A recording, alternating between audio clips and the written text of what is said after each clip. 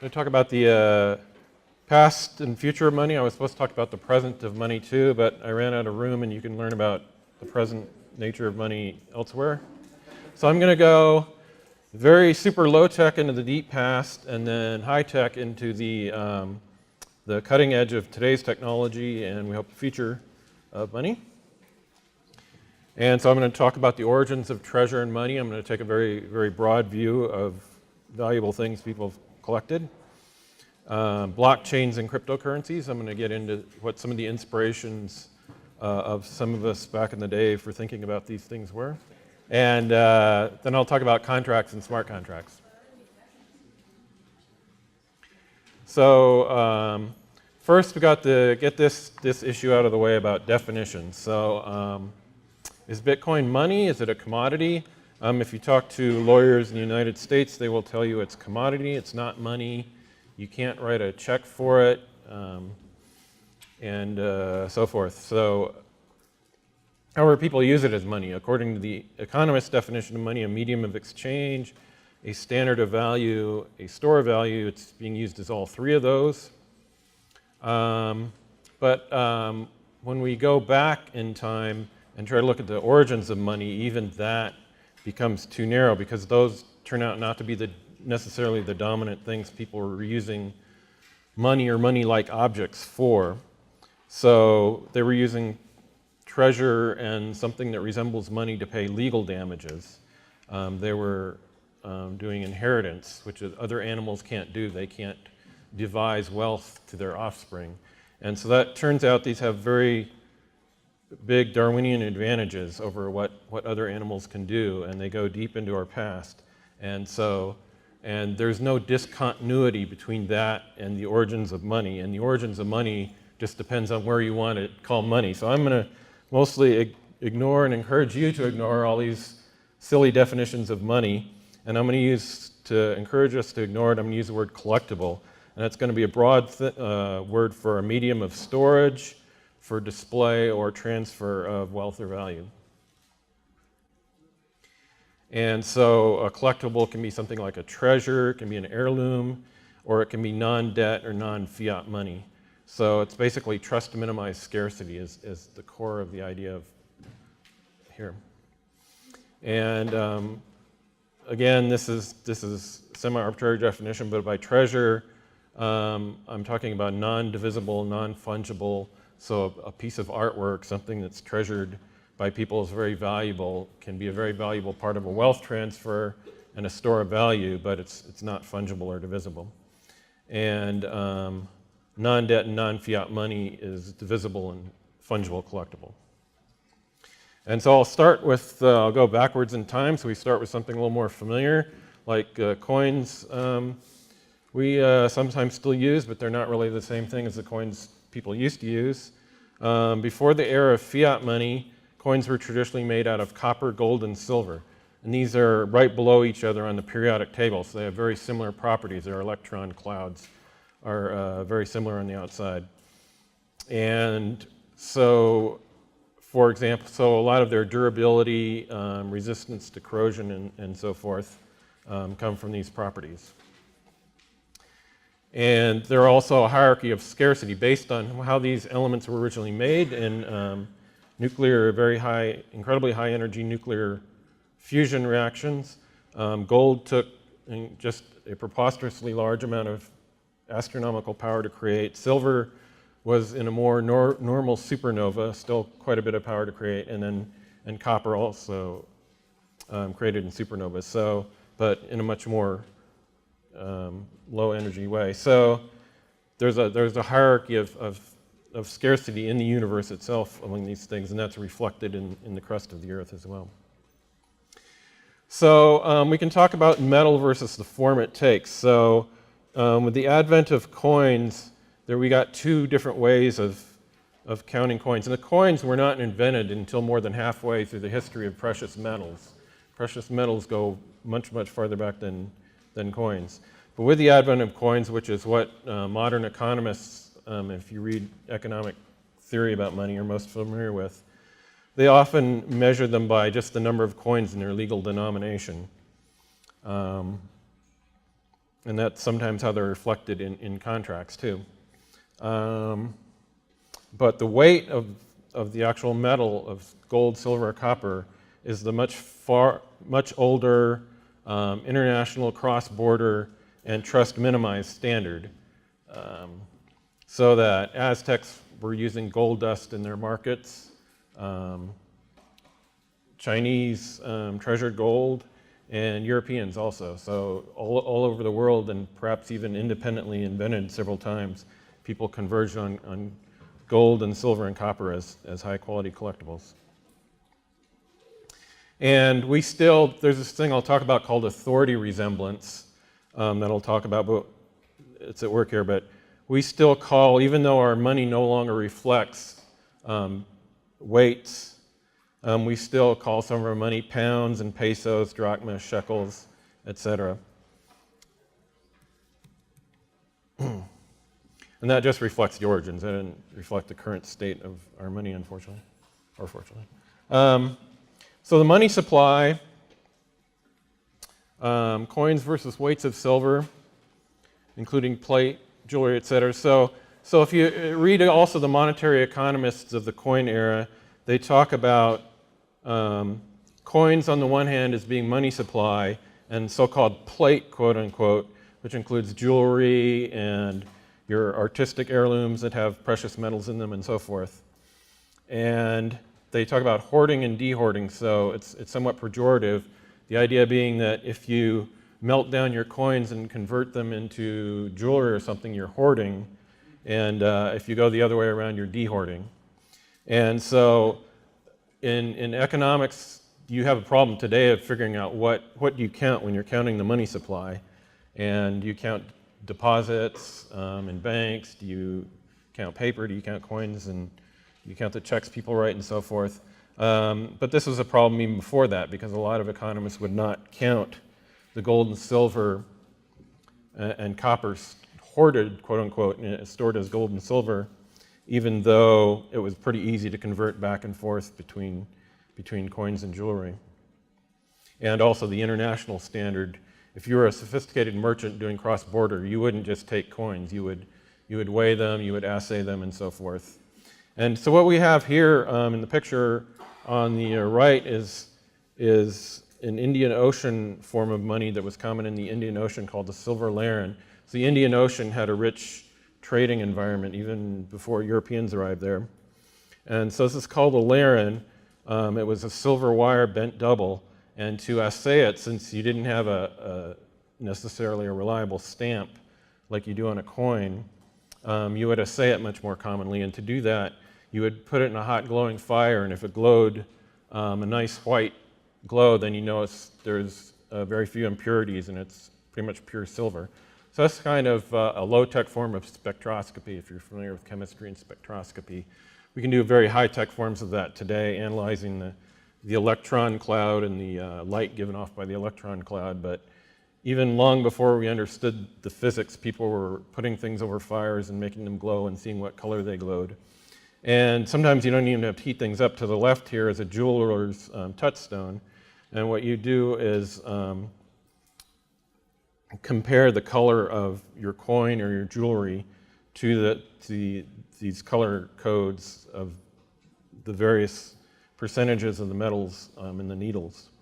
And again, that's a visual way to tell the purity of the thing. And so you can look at, if you look at artifacts in the archaeological record, you can look at, compare them to this table and see where they are.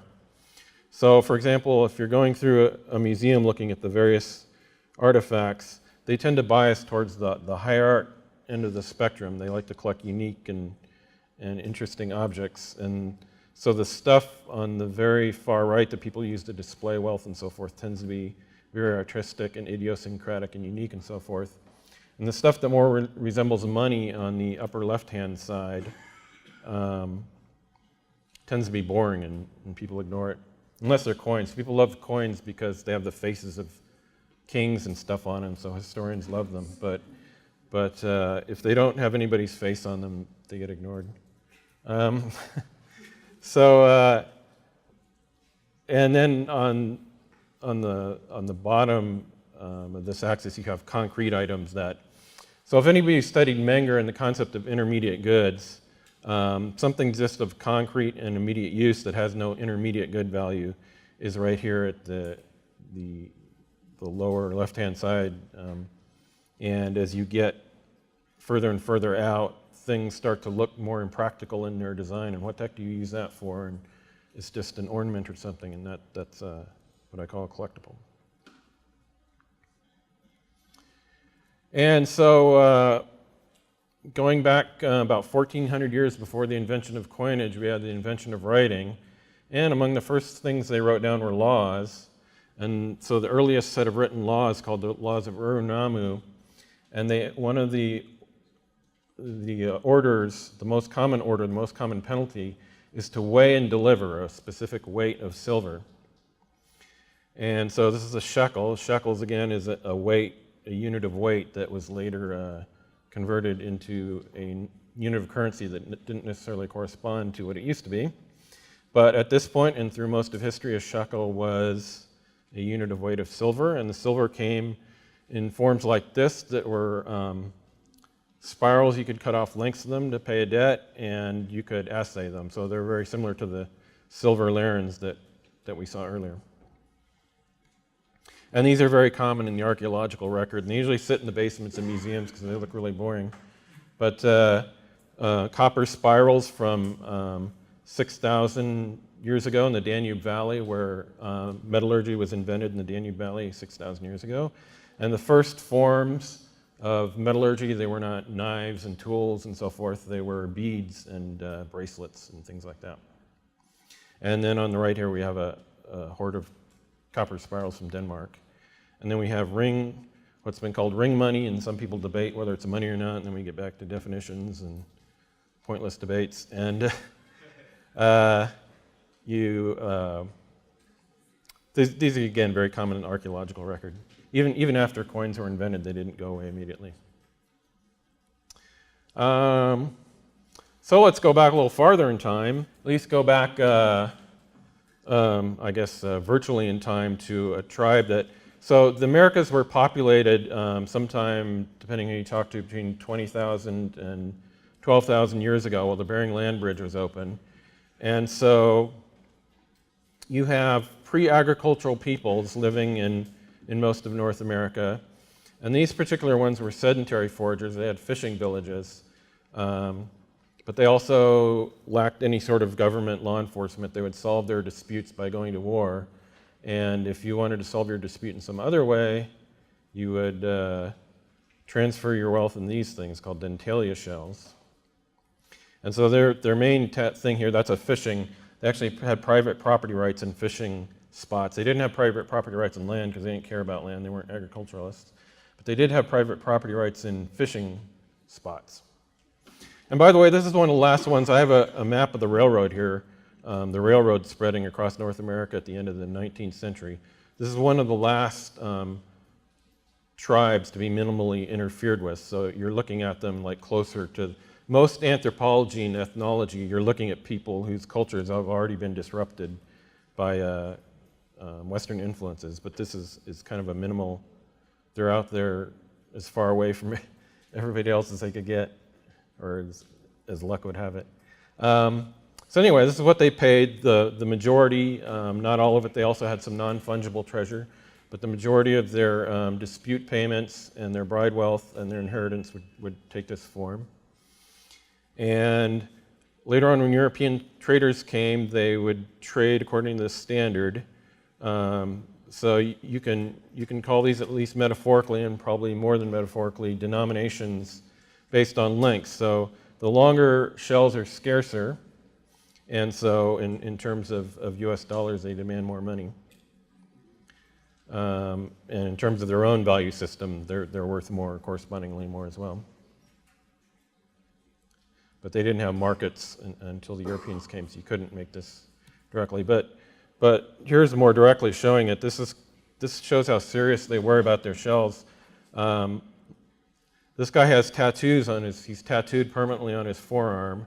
They measure the different lengths that were shown on this table. And so he's measuring out lengths of shells to see how valuable they are for a wealth transfer.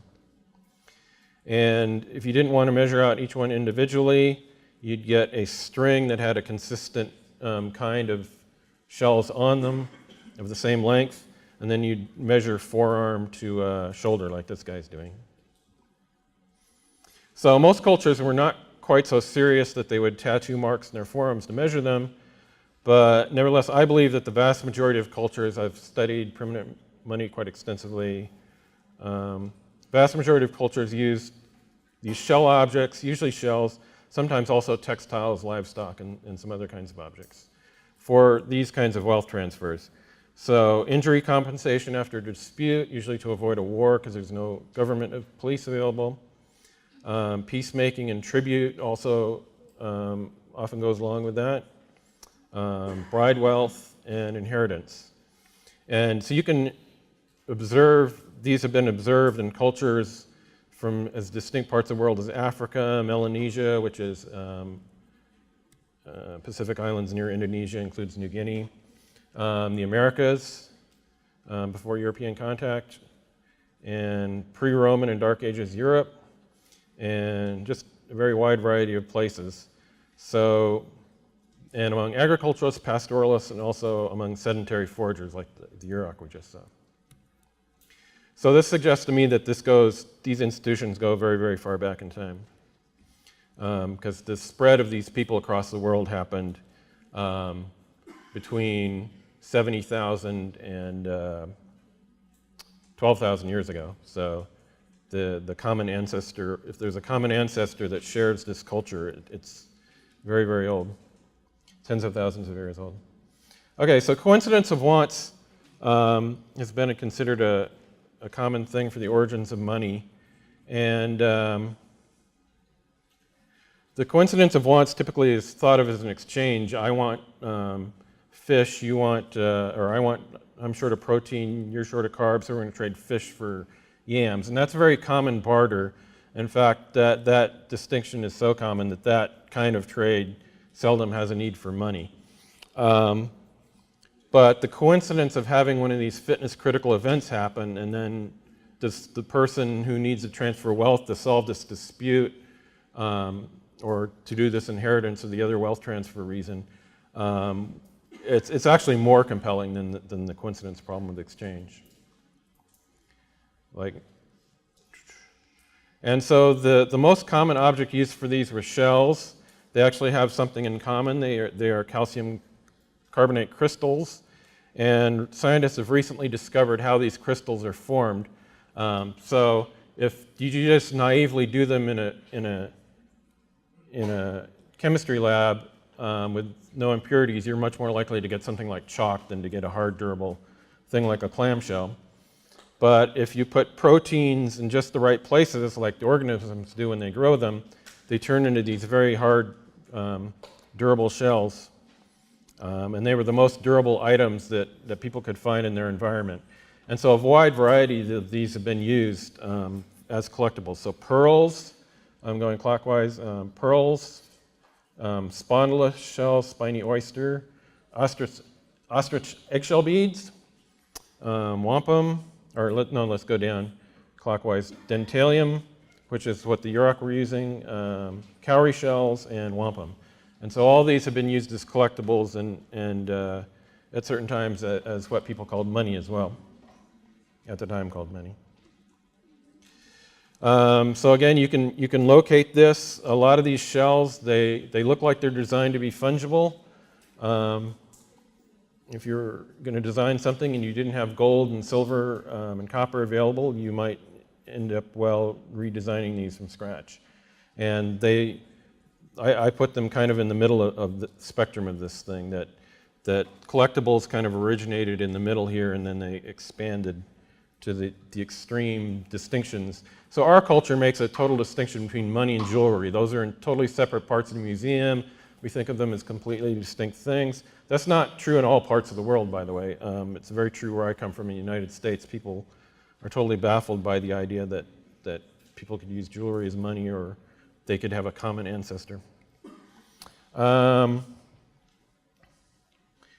You see burials, people filled again with, this is jade, it's unfortunately costly Veblen good, which I'll get to. So here's some patterns indicating collectibles in the archaeological record.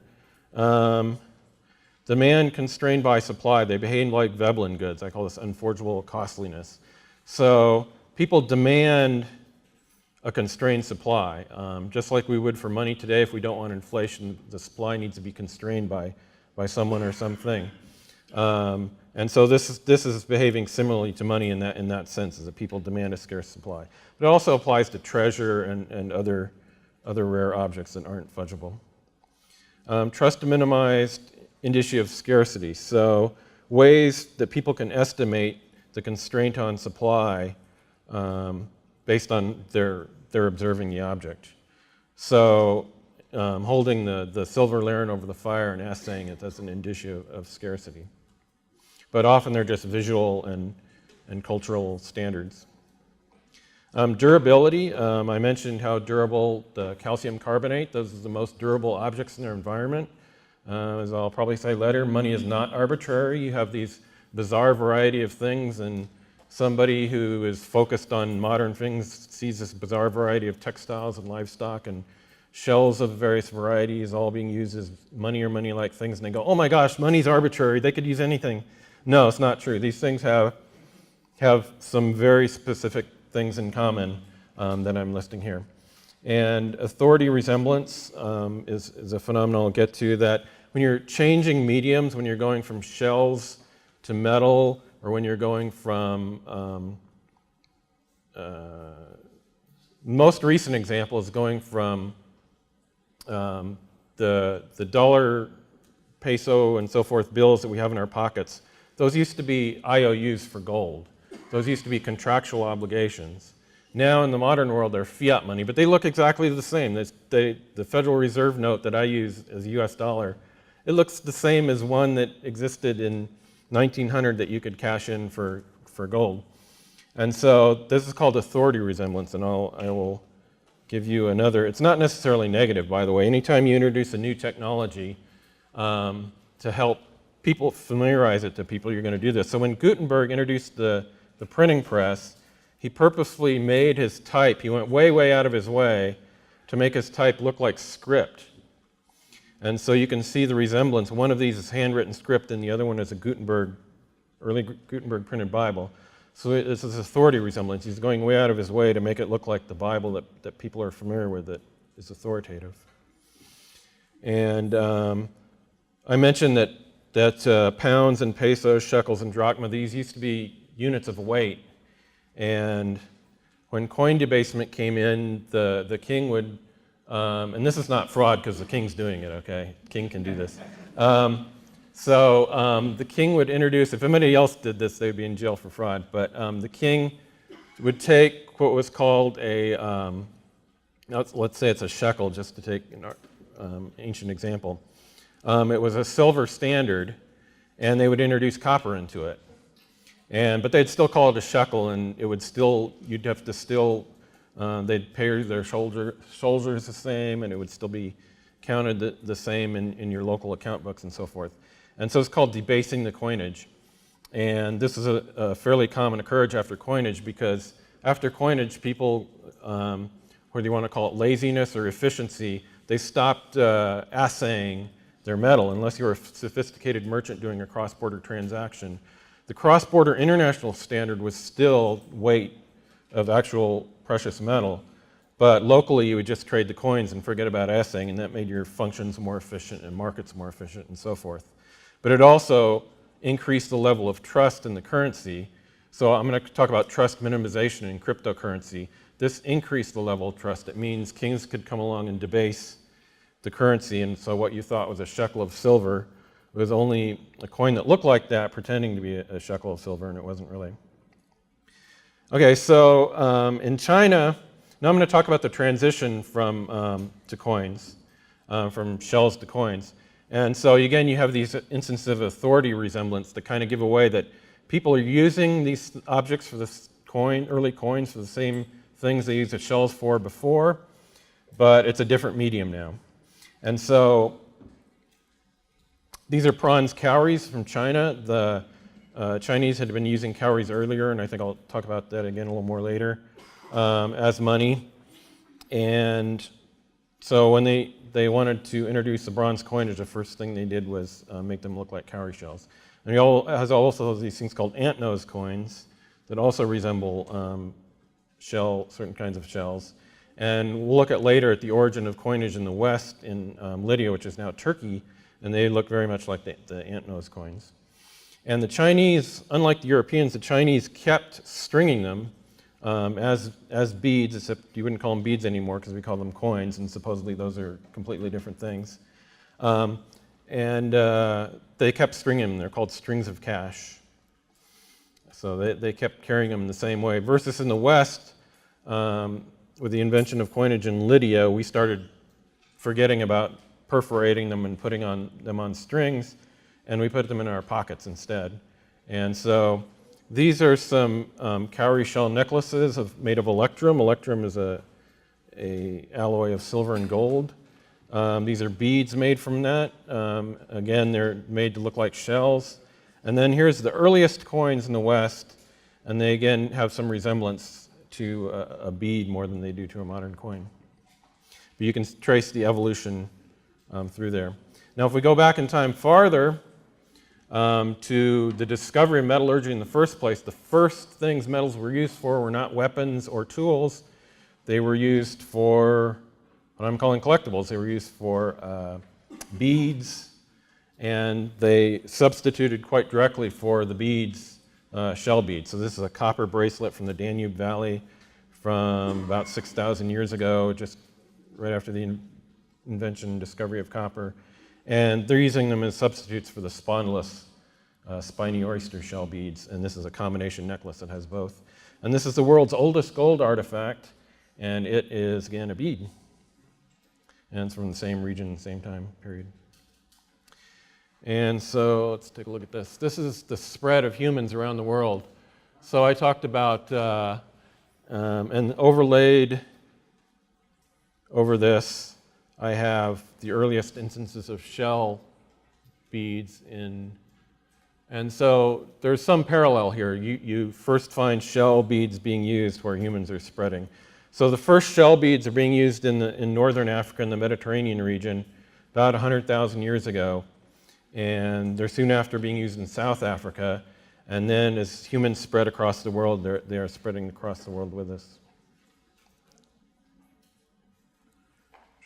And this is a map. I went through different cultures, and were they using livestock or shell beads or textiles or precious metals for their wealth transfers, and I made a map here. So this is anthropological, ethnological observations that largely Europeans made and wrote down and recorded. And so these are now reflecting written records and observations of people's behavior. So my theme here, money is not arbitrary. It has those patterns that I've been talking about. And also a collectible only has to be used as a collectible. There's some people who use the Mises regression theorem to say, oh, it must had to have been useful as something else first. Like, that's sort of like saying, you know, to start an insurance company first, you have to start something concretely useful like a power plant or something. No, actually, just an insurance contract by itself is pretty useful. And Bitcoin is the same way. It was constructed from scratch as money. It was not intended to be anything else. It was not a distributed database, although it could be used as a very inefficient distributed database or anything else like that. It was intended from the beginning as money and used that way from the beginning. So symbolic artifacts, yeah, I won't go through this. So archaeologists tend to call things symbolic, but there's actually a huge difference between a display of wealth. There's a very inefficient way of conveying information and an actual efficient way to convey symbolic information. You can make that distinction very clearly in the archaeological record. And standards filtering, they didn't pick up just any shell. They picked up shells of certain species, certain sizes, and so this shows that they were very selective in what they picked up. And that further serves to constrain supply if you have a standard of what's acceptable and what's not. And these are Veblen goods. I don't know if you've studied Veblen goods, but a Veblen good is a demand for scarce supply. So it doesn't behave like a normal good. A normal good, as transportation costs increase, you'd expect the quantity used or consumed or bought to decrease. But with a Veblen good, an increase in cost can actually increase demand. And with money or treasure, that is the case, that you actually want a very efficient way to carry a lot of value, which means you want it to have originally cost a lot and be very scarce. And so you can get this archaeological pattern on the right where the actual number of finds increases with the distance from the source. And a normal good wouldn't behave like that. You would need something like a collectible, a Veblen good, to behave like that. So this is an example of that. This is Chinese cowries. These cowries came from the Red Sea all the way off the map to the left in Egypt. And they actually, you increase the finds as you get closer to the Pacific Ocean and the coast of China. And the reason for that is they become more scarce, more valuable as money or some other treasure or some other kind of collectible.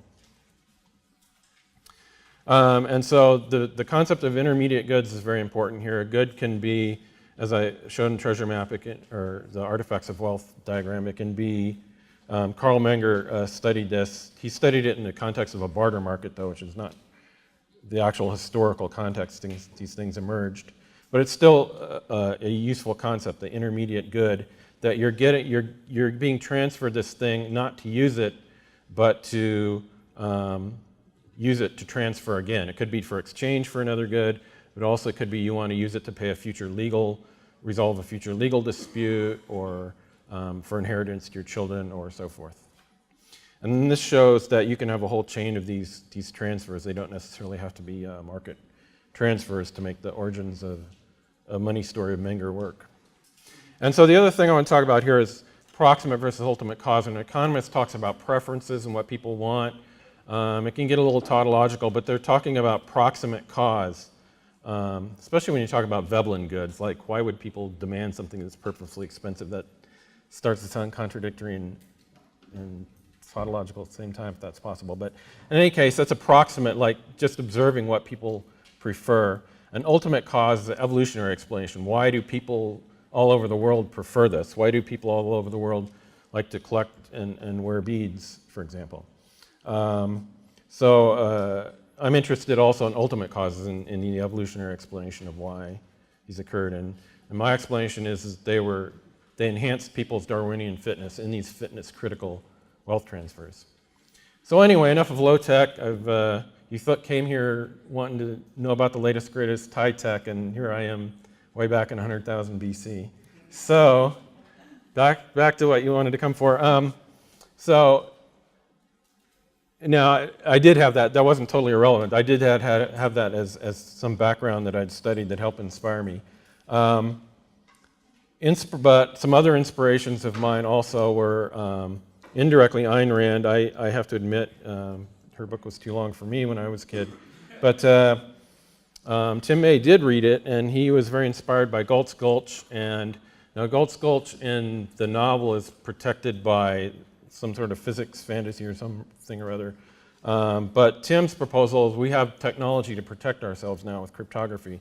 So we can create our own communities, independent of government, independent of other institutions in cyberspace, protect ourselves with cryptography, keep our stuff secret from everybody else, and we have a Galt's Gulch in cyberspace.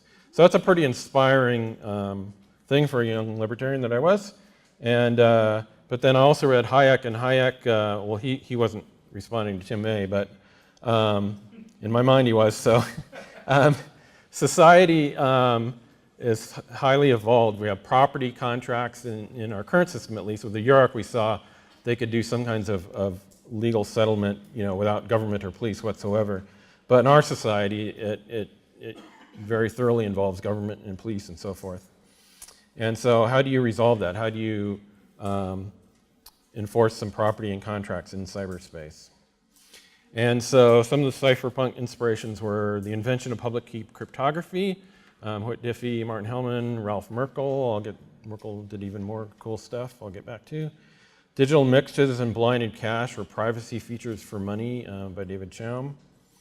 And then, this is not cryptography, this is back to Austrian economics, but Larry White and George Selgin studied the history of private banking and the issuance of these banknotes. And you guys have here these great posters of private banknotes and privately issued notes, many of which you could go to and get silver or gold for. They actually were a contractual obligation.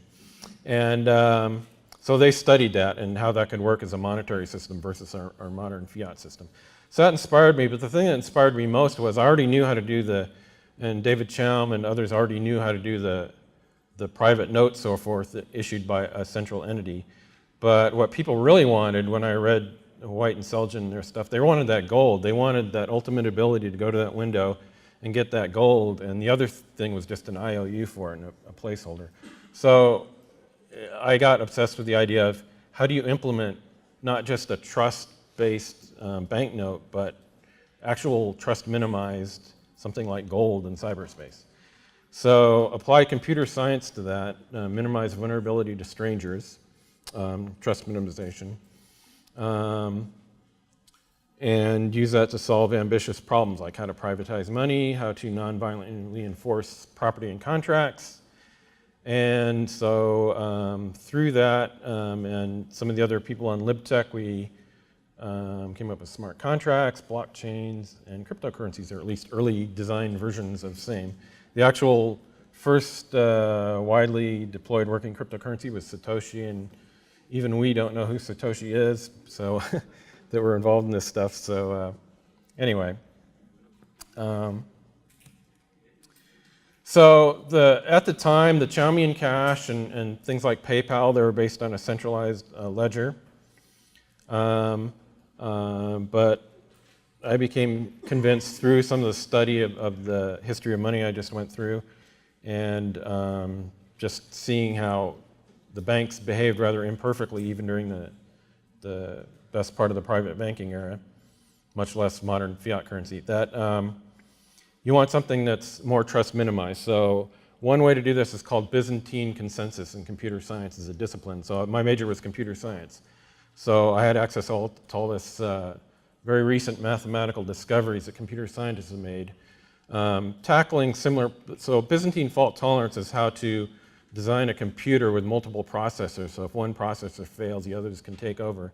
And in the really worst case, you just assume the processor is programmed to be as malicious as possible. And if you can survive that case, your machine's going to be really reliable.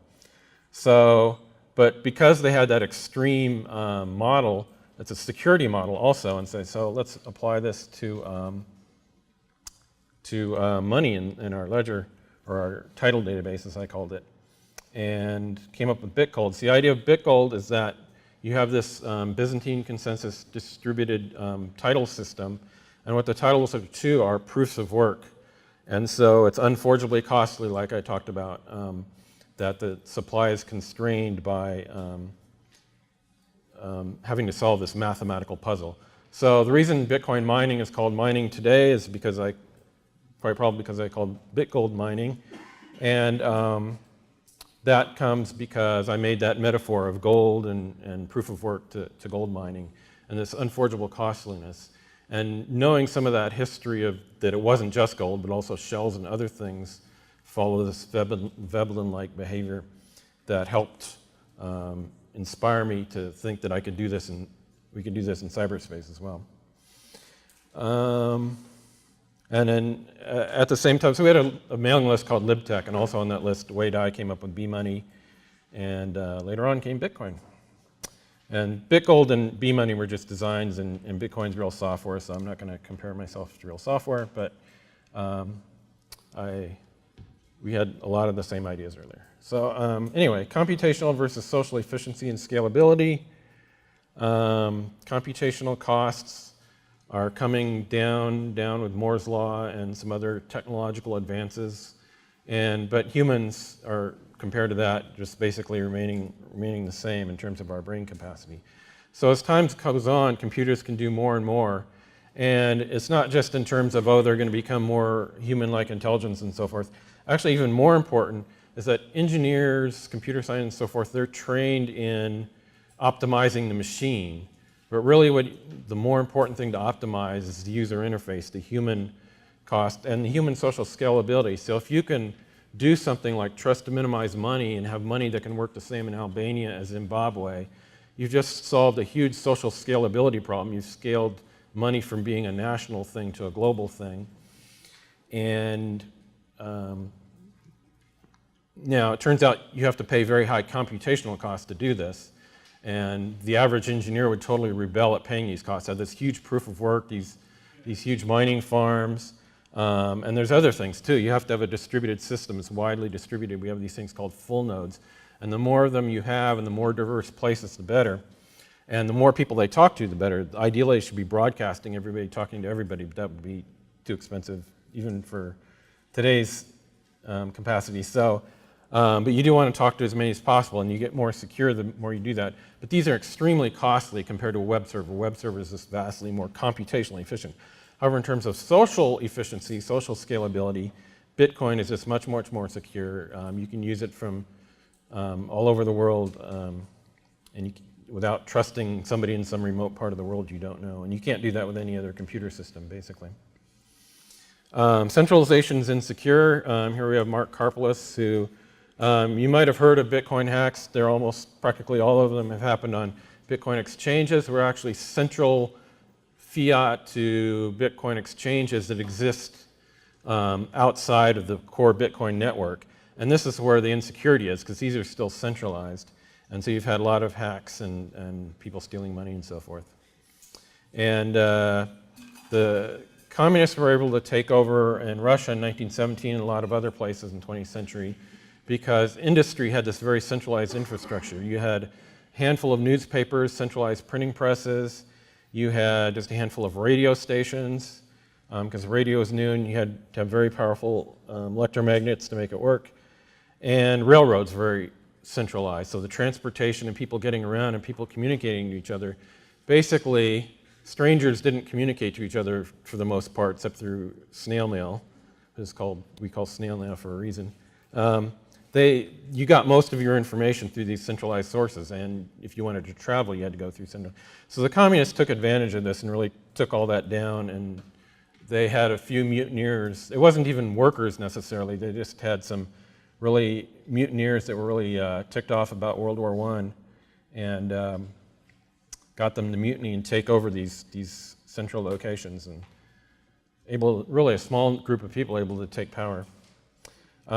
Physical wealth, although very useful as I've gone through, it also is not very secure in some ways.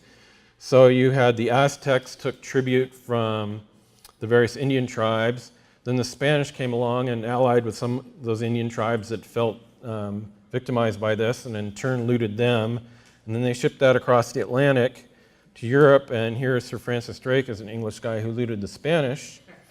And then you jump ahead in time, and a big part of the untold story of the end of the gold standard was during World War I and II, Germany had submarines, they call them U-boats, they're just submarines really, under the Atlantic, and they cut off access to England. So if you were shipping gold from England to Canada, that access was cut off. Now I told you about the gold window. What I really want from that banknote, from that IOU, is to be able to go to that window and get this gold. So when the gold shipments shut down, these gold windows shut down, and that's the end of the practical end of the gold standard as any sort of trust minimized thing. So once you have a gold window that doesn't really have gold, then it's a short leap to the fiat money. So economists like to tell economic stories about why we're on the gold standard and all sorts of fables, and really it's more of a security story. So with blockchains and with Bitcoin, our computer science technique is we decentralize it. We could consider these robots and green eye shades, these accountants doing all this drudge work, broadcasting their results to each other and double and triple and quadruple and more checking on each other's work.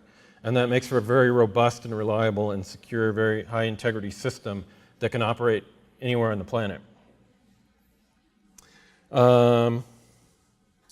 So when you're using Bitcoin, you're going to have private keys that prove ownership of a transaction output, that what we call the Bitcoins, but they're really outputs of a transaction in this kind of title database thing of transactions.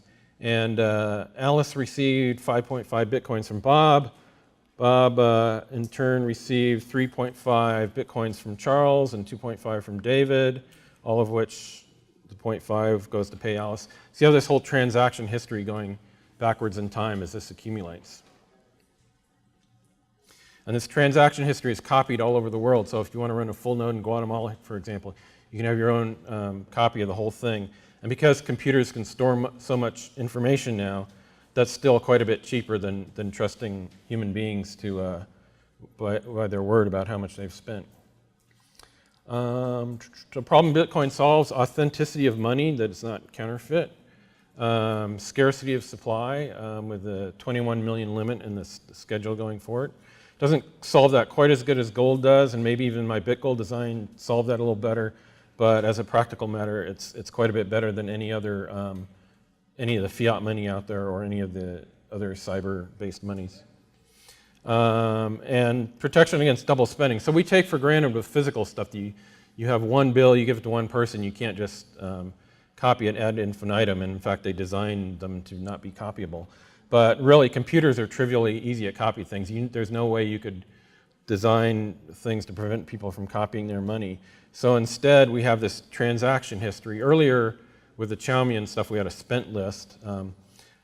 Here we have a transaction history, this whole chain, and it's linked together by cryptography, which I will get to. You have this whole transaction history, and you just make copies of transaction history, broadcast them to everybody, protect them with cryptography, and you have a very robust system. So the traditional spent list or transaction history was centralized. You were trusting somebody to maintain this. And anytime you centralize something, as we've seen with the Bitcoin fiat exchanges, you attract thieves, you attract regulators. So the interesting thing is thieves and regulators both tend to leave Bitcoin itself alone. What they both go after are the exchanges, the centralized web-based exchanges that you trade this stuff, because they're still centralized. There's still just one point of failure, one place you can go to say, you need to change your behavior, you need to give me your money if you're a thief or some other thing somebody wants to force on them. So the solution to this is a consensus decentralized transaction history, which I just talked about. With BitGold, that was Byzantine consensus with the nodes identified, and Bitcoin improved on that with Nakamoto consensus. The nodes don't have to be identified, it's just they integrate the proof of work with the security. Satoshi did it a very clever way, and that means you don't have to identify nodes. You don't have to say, I know who this person is, or I know that this node's run by somebody different from this one. We have what's called the sock puppet. Let's see if we have that. Nah. We have the sock puppet problem in the internet where people can spoof, pretend to be multiple people. And Nakamoto consensus, by requiring proof of work, the so-called voting by proof of work, eliminates that problem. For money anyway. Brief history of, okay, so public key cryptography. So Ralph Merkle is pictured here, great guy, somewhat libertarian himself, very futuristic kind of guy, but he was a brilliant mathematician also. And he not only co-invented public key cryptography, but also Merkle trees, which are the core data structure in Bitcoin and Ethereum and other blockchains. And Byzantine consensus was also a great piece of computer science we took advantage of. And then smart contracts is the idea of reifying financial agreements and that kind of formal logic you have in a financial agreement and putting that on a computer. And after the invention of the blockchain, running it on a blockchain to try to minimize it. And I'll get to that. I won't spend a whole lot on smart contracts, but a little bit. And so RPow, that was a little bit different, but it's good enough to call a cryptocurrency. It had a little different protection scheme. So reusable proofs of work was inspired by BitGold, and it was an actual running system that would issue money based on proofs of work, and called reusable proofs of work because you can keep spending it, and it's in this transaction history. Ethereum has Turing-complete smart contracts. So the Apple products, you're familiar with like the iPad and the iPhone as well as Macs and so forth. or your other smartphones too, for that matter, if you have Android or really anything, almost any other modern smartphone. It's running what's called a Turing-complete operating system. And Bitcoin doesn't. It runs a restricted, much more restricted. So that if you want to do smart contracts, and I'll get into smart contracts later, but Ethereum's preferable to that, or at least has a lot of potential for that. And then Zcash adds some privacy stuff back that Bitcoin lacks, some privacy features. So one of the basic core philosophies in this, Lord Acton talked about how power corrupts and absolute power corrupts absolutely. I've translated that into the dictum, trusted third parties are security holes. And so I ran a trusted third party for a while, or at least designed and set one up called a certificate authority. And what you really need behind the scenes are you need a bunch of traditional controls, because you don't really trust the employees to like do things fully. You want to check and double check their work and so forth. And so you need segregation of duties, secure buildings and rooms, surveillance, tamper-evident devices, accounting, auditing, investigation, all this human stuff, very expensive in human bureaucratic terms, is what you need if you have a so-called trusted third party. And that's what banks do that quite heavily and so forth. And it's a very expensive bureaucracy.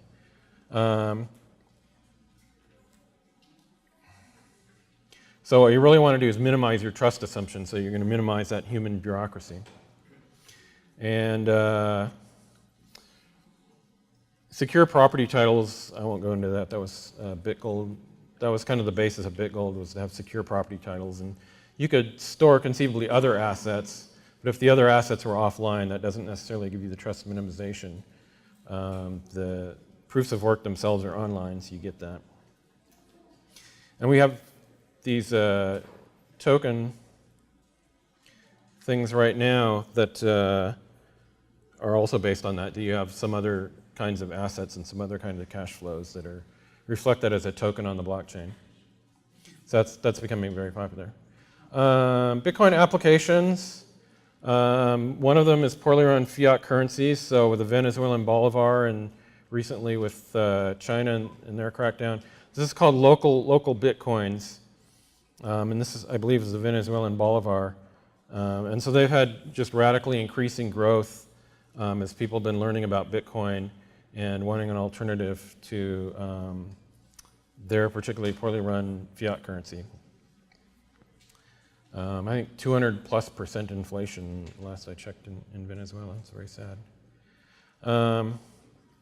Settlement finality. So with most online transactions are done by credit card, but if these credit cards have a high chargeback rate, because you're kind of trusting the customer, then that doesn't work anymore for the vendor, and so they start using Bitcoin. This situation is really good for situations where there's a high chargeback.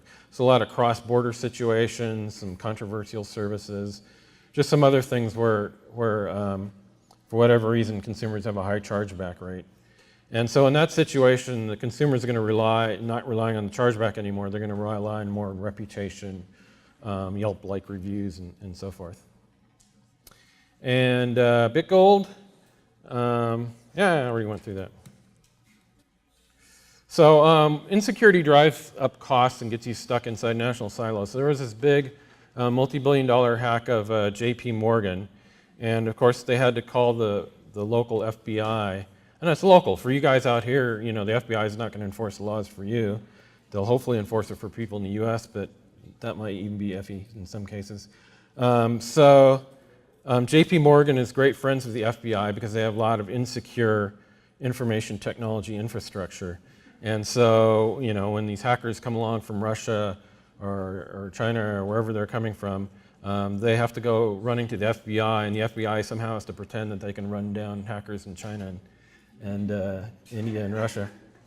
And so they're playing this game of security theater with your money, basically. It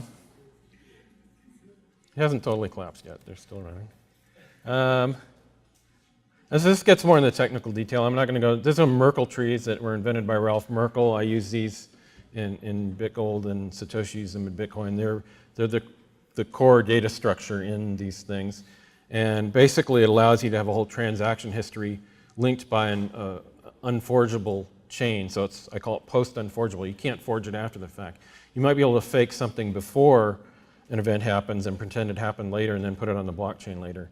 But once you put it on the blockchain, boom, you can't pretend that that didn't happen. So computational efficiency, I had that human ability versus computation.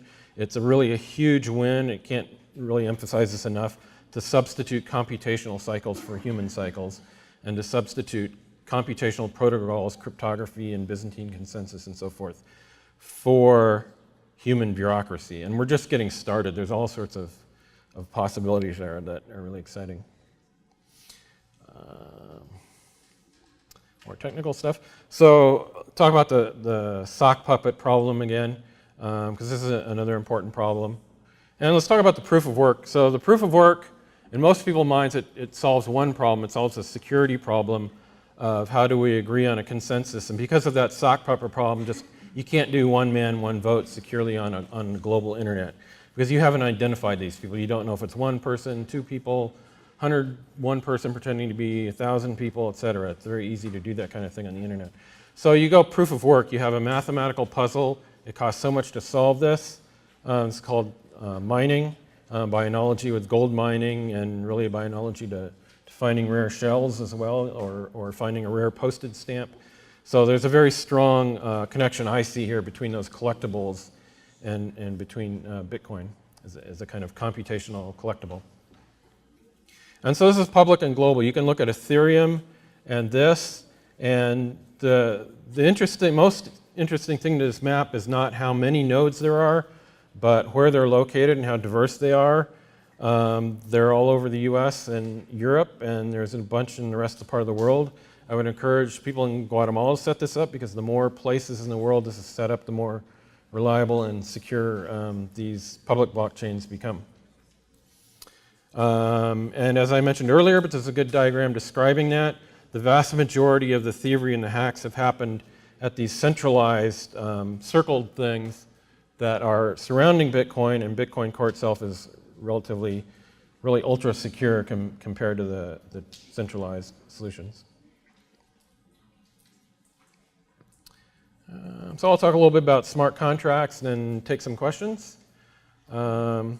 Even before smart contracts, people get offended if you ask them to sign a contract, because, oh, you can just trust me. But, so there's some little emotional tension that comes up with some people hearing this idea that they get offended, because why can't we just trust people? But really, contracts are the core of business, and traditionally you use the threat of lawsuit of courts to enforce the rules of your business relationship. But for some kinds of contractual terms, we can now do better with smart contracts. And there's a couple different definitions. One of them is one of these blockchain machines programmed with these rules, and these rules handle money. They change state. They can be conditional on people doing things that the blockchain can observe. And that's very similar to a vending machine, where you're putting money in and getting an automated performance out. And so you can think of these as super sophisticated high-tech vending machines, but if you can stretch your mind and think of the analogy between a vending machine and a contract, then you'll stretch your mind enough to get it around smart contracts, because that's the analogy that's being made, as a machine to a contract. And so two or more parties agree to run financial software between them, not necessarily on the blockchain. And it's very contract-like. So that's kind of my definition of smart contract. And they're very close, because if you want to run a trust-minimized smart contract, in my sense of the term, the best place to run it is on a blockchain. And so a vending machine, one side chooses to perform. They put their coins in the machine. And then the other side, the machine verifies this performance, this contractual performance. It verifies it's been done, and then does its own automated performance. So you can have manual performances that people perform that the computer verifies, or you can have automated performance that the computer actually does. And one of the big applications of smart contracts and blockchains is to disintermediate authority. These really bureaucratic, organizations like that, banks that have risen up, can often be disintermediated by auditing, and especially in the financial contracts and so forth.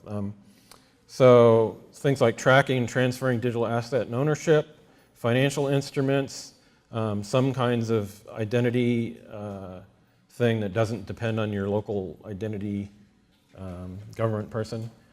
Distributed cloud storage market is just an example of some of the things you could automate some of the performance verification and payments with, and time stamping. So you can, if you've discovered something today and you don't want to reveal it to people yet, you can hash it, put it on the blockchain, commit it. It's called the timestamp, and then you can prove in the future you did it. So smart contracts, they reduce mental transaction costs, they increase social scalability, and you can do things that weren't possible with just mentally computed contracts, like contracts for difference, take in a price and compute the cash flow you get based on a price input, and that would just be thoroughly impractical to do without computers. And so there's contracts for difference right now that are centralized, that are done on central services that you're trusting, and they've been known to be a little bad at times, and regulators hate them because they can run code that they don't tell the regulators about. But you could do that on a blockchain. That's one of the projects I've worked on. And algorithmic management, I'll get to, and so smart contracts tend to be more predictable and simpler, and less ambiguity. And so you're reducing the cost of trust and security by automating that. And in places where you can have less ambiguity, you should try to have less ambiguity, and that gives you less injustice in your contracts, more fairness, and more predictability. Traditional law is manual, local, and often uncertain. Public blockchains are automated, global, and relentless. That doesn't mean they're going to replace traditional law overnight or even anytime soon, because there are only certain things that you can automate, and others are still very much based on human verification of performance. Relationships between smart contracts and traditional law. So a smart contract, like the repo man, is a security protocol that controls the burden of lawsuits. So the repo man comes and takes your car. Now all of a sudden, the person who owed the money and allegedly didn't pay the money has to sue to get their car back, rather than the creditor suing to get the money that they're owed. So that changes what's called changing the burden of lawsuit. So a smart contract does that in a much more sophisticated and general way by running many of the contract rules itself and then allocating the burden of lawsuit. And so by doing that, hopefully reduce the amount of lawsuits. And there's some areas like cross-border contracts, especially cross-border contracts between small companies and individuals, where the legal overhead of suing is just too large, and they know that you're not going to sue and it's not credible. And so for the first time with smart contracts, you can do some kinds of contractual clauses between small entities, individuals, and small companies across borders, and have a credible commitment through collateral and through smart contract mechanisms, that you don't have to have that threat of lawsuit to have that credible commitment. So distinction between dry code and wet code. Dry code can give you harsh results.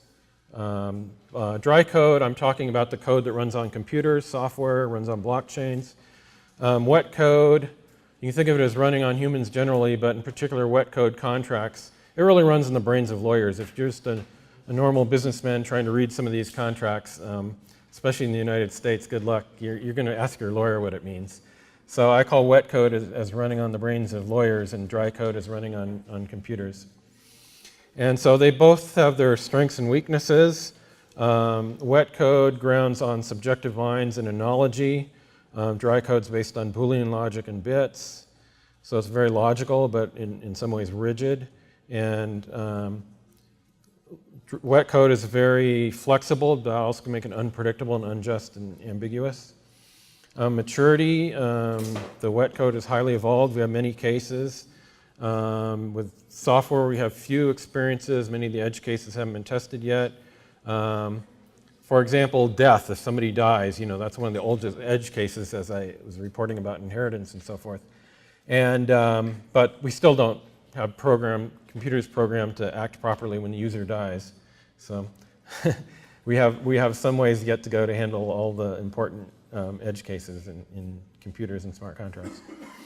Jurisdictional silos. Law tends to be trapped. I talked about how J.P. Morgan was calling the FBI, even though the hackers were from Russia and China. You're caught in these jurisdictional silos. You're very dependent on your local law enforcement. And if your problem is with somebody overseas, it's often tough luck for you. And on blockchain is independent and global. You have the same set of rules in Albania, Zimbabwe, United States, China, Russia, Guatemala, Canada, et cetera, et cetera.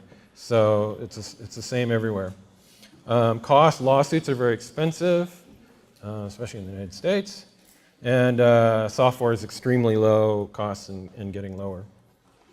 So we take inspiration for smart contracts from traditional contracts. And some of the things you can do: financial contracts, dispute mediation, pool insurance contracts, smart property. So I'll talk a bit about financial contracts, skip most of the rest of it. Collateralized, we have loans, bonds, collateralized loans, bonds, futures, options, swaps. These are the kinds of things that they're collateralized. You can do them trust minimized on a blockchain. One of my current projects is financial assets on the blockchain. So currently you have very popular projects of trust minimized token transfer. That was a secure property title stuff I was talking about earlier. But tokens is the favorite name for that now. Trust minimized cash flows is an advance on that, and we're putting the cash flows in a pool, and we're trust minimizing the flow. So if you have the dividends and so forth, you're not asking a bank for them. Right now, dividends and bond coupon payments and stuff, they're basically permissioned. If the bank doesn't want you to get them, you're not going to get them, whether it's for a regulatory reason or you're a nasty competitor or whatever.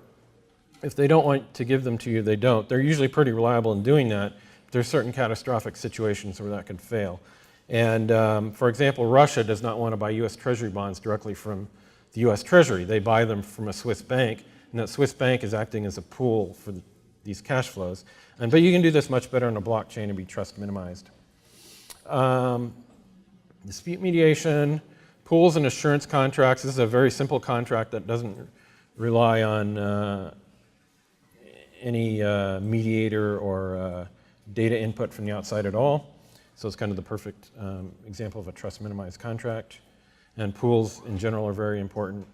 We have the phases of contracting. This is probably important to know. Uber and eBay and so forth, they get their thing from search. They join people together. So Uber matches drivers with riders through GPS location. eBay matches buyers with sellers through the internet. Shopping malls match shoppers and sellers. That's the very first phase of contracting. You get to negotiations, where Uber has a price algorithm that sets the price for you. eBay has an auction that sets the price. So you have these price setting and negotiating mechanisms. And then in shopping malls, and it was something of an innovation. People used to haggle over prices everywhere they shopped. But now, at least in a lot of the world, they're now fixed prices. You don't haggle, you just go in and you either choose to pay the posted price or leave. And performance. So the performance phase, the Uber app, they have a map that tells the driver where to go, and you pay with your credit card. So performance involves the actual performing in the contract. eBay really fell down when it came to allowing people to pay over eBay. They had their own project, but it was really bad. So along came PayPal, and if you've heard of Peter Thiel, is one of my fellow honor people, and I'm honored to be with. And he made his billions by founding PayPal and solving this problem for eBay of how do eBay customers pay. And then post-performance, you can have seizing or freedom of collateral, you can have reputation, things like Yelp, or you can have the good old-fashioned lawsuit. And so some of the lessons are that blockchain provides plumbing for the financial aspects of smart contracts. It's not going to do as well in some other things, some marketing things it's also good at that I'm working on. But there's a lot of other things, housing construction, how do you verify if a surgery was done correctly or not? There's tons of human performances that smart contracts are not really in a position to verify for you yet. And so you really want to combine traditional financial institutions and blockchains. And right now, one of the problems in blockchain communities, they see themselves as rebelling against banks. And really what they want to do is, and banks see these as rebellious upstarts that are out to kill them. And really the best combination is going to be an alliance of traditional banking and blockchain. And so thank you very much.